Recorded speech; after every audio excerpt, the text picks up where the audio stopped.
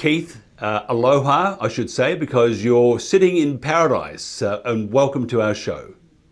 Hello, Mike. Thanks for having me. Is it true that Hawaii has experienced low infection death rates compared to other parts of the country and the world during this pandemic? And what's the situation at the moment for the whole of Hawaii? Yeah, the death rates for Hawaii has been extremely low. We have had, I think, over about 11,000 cases of COVID-19 here throughout the state. And I think that the last count, I was just checking my numbers, but it looks like about 120 fatalities related to COVID. And many of those were individuals that had underlying conditions that, obviously made it a little bit more challenging to fight off that horrible disease. But obviously our hearts go out to the families of those people that lost their lives. But out of the 11,403 cases that we've had, about 120 individuals have passed away. But the overall rate of infection has been extremely low, and I think primarily it's due in part to the great work that our Department of Health and our governor's office and our mayors, have put forward to try to control the spread. Whether it's through various different lockdown orders or quarantine requirements for travel. But yeah, I think there's been a lot of activity going on to try to control it and keep COVID from spreading throughout the community.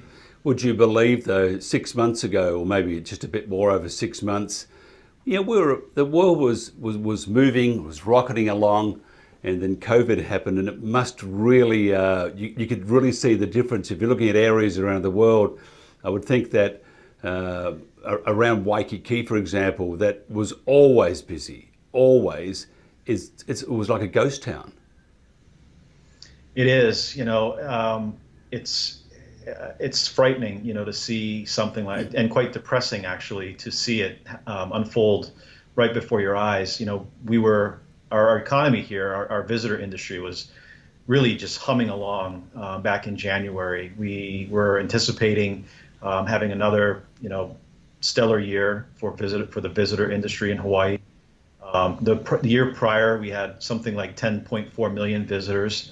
And we were looking at ways on how we could maybe, not necessarily go for more visitors, but just try to get better visitors who were a little bit more mindful and perhaps not going for quantity but quality visitors at the start of the year. But then as COVID kicked off, March came around with the lockdown from the governor, for all trans-Pacific arrivals, where that really just, we went from 33,000 arrivals a day to something like under 4,000 total arrivals. It was quite surreal to see it unfold right before our eyes. Restrictions on movements, travellers and non-essential business have been quite strict. Can you tell us more about the situation right now in terms of Hawaii-wide restrictions and traveller restrictions? Mm-hmm. Yeah, so right now, all inter-island travel from Oahu to the neighbor islands requires travelers to quarantine for 14 days unless they have some sort of an exemption. And the only way that they can get an exemption is if they're within performing services for critical infrastructure, so government, those type of medical, healthcare type, critical infrastructure related, energy related type work would be able to get exemptions. But right now, just kind of internally within the state, anyone traveling from Honolulu to any of the neighbor island airports would be required to quarantine for 14 days in a location that's been certified or allowable by the counties.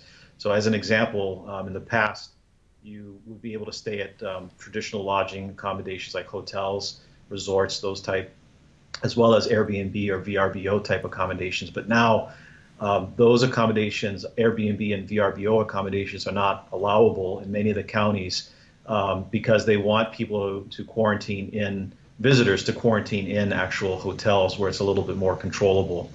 And that's really had a damper on resident travel between the islands because, for those of you that have been to Hawaii, you know that you can easily jump on a plane and within 30 minutes be literally at any airport within the state of Hawaii at a different island to enjoy some of those wonderful experiences.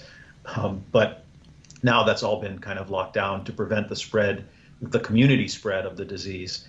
For trans-Pacific flights, anybody coming in from whether it's international or from our domestic routes, they are required to also quarantine for 14 days. And that requirement is to be also in traditional lodging as compared to previous lodging allowable allowances like Airbnb and VRBO. So, Hawaii plans to open October 15, inverted commas there. So what will be the case then for travellers from outside of Hawaii and from, say, the mainland compared to other countries and nations? Yeah. So, one of the things that we're looking at on October 15th is the pre-testing for those who want to travel to the state of Hawaii. Right now, it's only really been set up for domestic trans-Pacific arrivals. However, we're looking at expanding that to be able to allow for international arrivals to take advantage of the pre-testing requirement that the Department of Health has set up and required. The type of test that they're looking at is the nucleic acid amplification test, or the NAT test, that has to be certified by a specific lab and process. It's CLIA, it's Clinical Laboratory Improvement Amendments, which is run by the Center for Medicare and Medicaid Services, the FDA. Basically, federal agencies are the ones that are putting the structure together as it relates to those tests. But people are going to be required 72 hours prior to arriving in Hawaii to take that NAT test, have a negative NAT test, and then that would have to be presented when they arrive here. And that information then would be recorded into what we call our Safe Travels program. And that Safe Travels program really is to collect data on those people arriving into the state of Hawaii, so that we can physically track on a daily basis, but just have a record of their arrival and then be able to communicate with them in the event that we need to reach them or interact with them during their stay. We've talked about Oahu, or as they say in TV, Oahu, but it's Oahu. I learned that. I was educated very quickly. Don't say Oahu. But and not with the accent either. It doesn't sound quite right, Oahu. But the other islands. You sound great, Mike. There you are. There's many years of living below Diamond Head. See what it's done for me? Nothing. But other islands. I mean, what about Maui? What about Kauai, the Big Island, Molokai? How are they handling COVID? It's been tough. It's been very, very tough. Prior to COVID, and this is really telling. So statewide, our unemployment rate was 2.7%. 2.7%. Wow. And that was in August of 2019, so 1 year ago. In August 2020, it was 12.5%. Oh. And the neighbor islands are feeling it the most. Maui County as a whole, 20.7% unemployment. Oh, that's terrible. It is, absolutely. Maui Island is 21.4%. Molokai is 6.9%, and Lanai is 8.6%. Now, to give you some perspective, Molokai in August 2019 was 7.2% unemployment. So actually, their unemployment rate went down during COVID, which is interesting. I'm not sure why. But I can tell you, though, that Maui Island especially is really suffering from the lack of the visitor industry being open, because it's not only, people I think lose sight, it's not just about the hotel, right? It's not only, visitors staying in a hotel or an Airbnb, but it's also visitors going out into the community and spending money in the local economy, whether they're taking, going on activities where, whale watches or snorkel cruises or, things like that, or renting bikes, but they're also going to restaurants, they're going to retail outlets, they're, experiencing some of the farmers markets, as an example, the lavender farm. So a lot of these places now are closed. In fact, I just saw in the news recently that the lavender farm on Maui, which is upcountry, if you've ever had a chance to go there, they just announced that they're closing permanently, and and it was due to the fact that COVID had really reduce the number of visitors and people that were able to go to their facility. So that's not a unique story. That's something that I think a lot of restaurants, especially, and retail outlets are in, and those that are in that resort area are experiencing in particular. So do you expect the businesses will be able to get back to where they started from, or do you think there'll be a lot of casualties along the way? I don't think it's over yet in terms of businesses that are going to continue to make that tough decision. I think that's still, you might see it tapering off, but I don't think that once October 15th rolls around, all of a sudden you're going to see, kind of this line in the sand where, businesses have made the decision, oh, now they're not going to close because tourism is reopened. I think, there's a break-even point that these businesses need to reach in order to keep their doors open. And I don't know that the 4,000 or 5,000 or 6,000 visitors a day into the state is going to be sufficient to ensure the survival of some of those businesses. There have been numerous federal programs that have been pushed forward to provide some financial support to those businesses to make sure that those employees, could be kept on the payroll for a certain period of time. But all of those are starting to run out, and definitely going to be there's still a rocky road, a bumpy road ahead of us. We're not quite yet on that smooth paved road. What longer term changes are expected for tourism and the hospitality sector? Our branding and marketing strategy really is going to be focused on the mindful visitor. And by that I mean, and I'm not sure if you're familiar with this term, but malama. If you've heard of the term malama, it means to care for, right?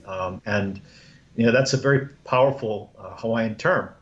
And it is literally the my boss likes to say it's the sister to aloha, in the sense that it is so important to who we are as a community.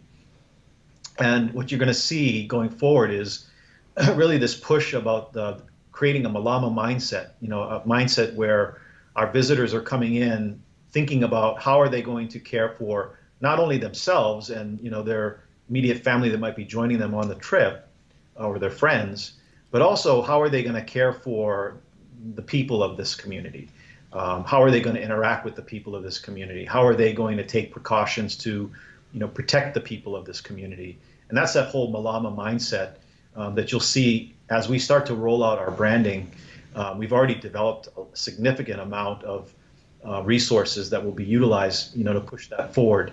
But that is really going to be the goal, because, at 10.4 million visitors where we were prior to COVID, there was a lot of pushback and a lot of the resident sentiment toward tourism was really starting to trend negative, because there were just so many visitors here, overwhelming the beach parks, overwhelming the hiking trails, overwhelming restaurants, and some of the places where the quote unquote locals would go, where you wouldn't normally see visitors. But with social media and everything else, those sort of resident locations, have become or had become what we'll call hotspots, where there were a lot more visitors coming in, and it made it difficult for residents to be able to enjoy some of those locations. And so I think what you're going to see is going forward is this kind of looking for the mindful visitor, looking for the visitor who